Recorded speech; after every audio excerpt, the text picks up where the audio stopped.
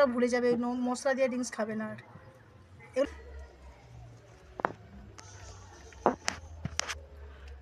আজকে বানিয়ে নিচ্ছি আতপ চালের গুঁড়ি দিয়ে চালের পাঁপড়। কুরকুরের মতো করে বানাতে হবে। জলটা ঠান্ডা, ঠান্ডা জলে না দিলে ভালো করে গুলবে না। হাতে করে ভালো করে গুলিয়ে নিলাম। এক কড়া জলে পরিমাণ মতো দিতে হবে, যেন খুব মোটা না হয়। 4-5 চামচ দিলাম। বাচ্চারা তো দোকানের কেনা কুরকুরে খায়, কিন্তু এই বাড়িতে বানিয়ে রাখা যদি চিপস করে রাখি, ওরা সারা বছর স্টোর করে রেখে দিই। ওদের যখন মনে হয় তখন ওরা নাড়তে নাড়তে এইভাবে এইরকম পজিশানটা আসবে। একটু হাত দিয়ে দেখতে হবে যে চিটচিটে হয়েছে। এবার চিটচিটে হয়ে গেছে।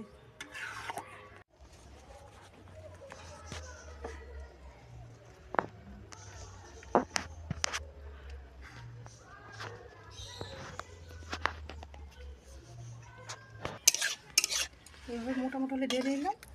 পাখায় পাখা চালিয়ে ঠান্ডা করলে খুব ভালো হয়। এইভাবে তুলে নিলাম। চিকেন চং গলিয়েছি, এইভাবে তুলে নিয়েছি। তুলে নিয়ে লম্বা লম্বা করে কুরকুরে সাইজে দিলেই ভালো হয় খেতে। গোল করেও দেওয়া যায়, রিংসের মতো করেও দেওয়া যায়। বাচ্চারা তো দোকানে ড্রিঙ্কস কিনে খায়, এরকম করে ভেজে দিলে ওরা ভুলে যাবে, মশলা দিয়ে ড্রিঙ্কস খাবে না। আর এগুলো কুরকুরের মতো দিয়েছি, আর এগুলো রিংসের মতো গোল গোল করে দিয়েছি। যদি মশলা দিয়ে খেতে ইচ্ছে করে তখন একটু চাট মশলা, একটু এইভাবে দিলে বাড়িতে বানিয়ে নিন, খুব সুন্দর লাগবে খেতে। অনেক হবে, চাল গুঁড়ি দিয়ে খুব সুন্দর লাগে, খুব খাস্তা হয়।